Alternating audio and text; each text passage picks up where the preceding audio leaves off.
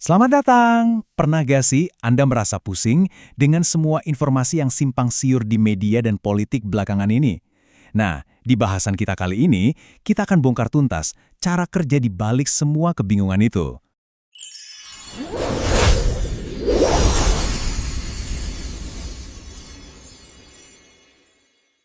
Oke, ini dia peta jalan kita. Pertama, kita bakal lihat gimana persepsi kita itu dimanipulasi.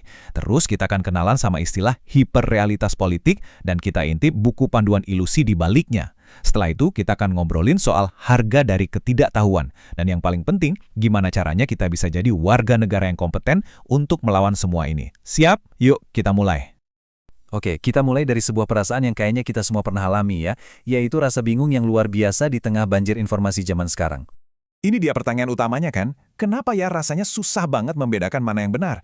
Kita lihat laporan berita yang saling bertentangan, belum lagi lini masa media sosial kita yang isinya udah diatur sama algoritma. Semuanya ini bikin kita makin sulit buat paham mana realitas yang sesungguhnya. Dan sadar atau enggak, kondisi ini tuh bukan kebetulan loh. Ini memang sengaja dirancang. Kita sebetulnya ada di tengah medan perang digital, di mana opini publik, ya opini kita semua, jadi rebutan. Nah, kekacauan informasi ini sebetulnya bukan hal yang acak. Ada sebuah konsep kunci yang bisa menjelaskannya. Yuk kita bedah bareng-bareng fenomena yang disebut hiperrealitas politik.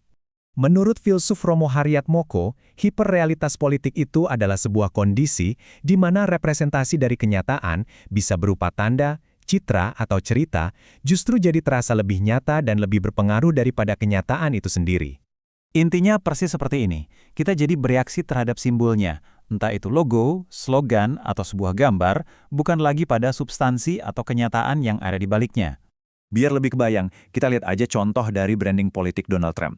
Slogan seperti itu kan tujuannya bukan untuk menyajikan data atau fakta yang objektif. Tujuannya adalah untuk membangkitkan emosi yang kuat yang bisa langsung melompati logika kita. Oke, jadi pertanyaannya, gimana caranya hiperrealitas ini diciptakan? Ternyata ada semacam buku panduannya. Mari kita lihat cara kerjanya. Mesin di balik hiperrealitas ini biasanya bekerja dalam 3 langkah. Pertama, ada yang namanya akselerator emosi. Di sini, algoritma media sosial dipakai untuk menyebarkan konten yang bikin kita marah atau senang secepat kilat. Kedua, ada mesin narasi populis yang tugasnya memproduksi hoax dan cerita-cerita simpel secara massal. Terakhir, ada infrastruktur manipulasi yang pakai bot dan buzzer buat menciptakan kesan seolah-olah banyak orang setuju. Nah, inilah mesin di balik layarnya. Coba lihat ilusi Mueller layer ini. Ini analogi yang pas banget buat hiperrealitas. Kedua garis itu panjangnya sama persis, tapi mata kita tertipu. Nah, begitu juga dengan keyakinan atau ideologi kita. Sekali kita punya keyakinan tertentu, itu bisa jadi filter yang membuat kita hanya melihat apa yang ingin kita lihat, bukan apa yang sebenarnya ada di depan mata. Biar lebih ngenal lagi, ada sebuah anekdot menarik nih tentang seberapa kuatnya sebuah tanda bisa menggantikan kenyataan, bahkan untuk seorang anak kecil. Kenapa coba anak itu ngamuk? Jawabannya, karena di iklan, dia lihat kalau pakai produk itu, dia bakal bisa berenang dan naik kuda. Buat si anak, janji yang ada di iklan, representasinya, terasa jauh lebih nyata daripada fungsi asli produknya. Di sini, tanda sudah menjadi realitas baginya. Nah, ini semua bukan cuma ilusi yang nggak berbahaya ya. Hiperrealitas ini punya dampak nyata, tapi dampaknya itu dirancang sedemikian rupa agar tidak kita rasakan secara langsung.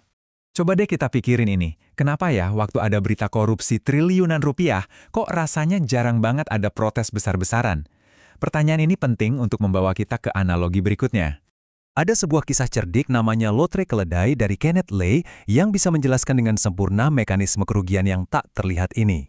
Coba lihat perhitungannya. Si penyelenggara lotre dapat untung besar.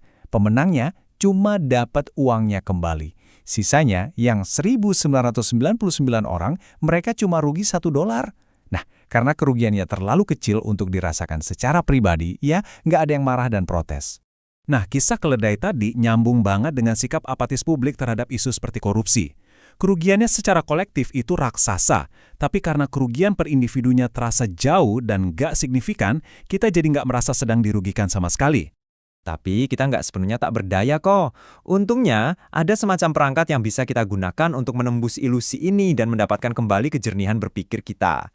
Dan inilah penangkalnya, kita perlu mengubah pola pikir kita. Dari yang tadinya konsumen media yang pasif, menjadi seorang warga negara yang aktif, kompeten, dan kritis. Ada metode praktis yang bisa kita pakai. yaitu analisis wacana kritis. Ini adalah kerangka berpikir sederhana dengan 4 pertanyaan sakti yang bisa Anda ajukan setiap kali menerima informasi apapun. Coba tanyakan ini pada diri sendiri. Jadi, tujuan utamanya bukan cuma jadi orang yang skeptis ya, tapi untuk menjadi peserta yang berdaya dalam masyarakat, yang paham haknya dan bisa berjuang untuk hak-hak itu. Dan ini semua bukan cuma teori loh, ada contoh nyatanya seperti Citizen Report Card di Bangalore. Di sana, para warga secara aktif menilai layanan publik. Ini adalah pendekatan belajar sambil melakukan yang nyata untuk membangun kompetensi warga negara.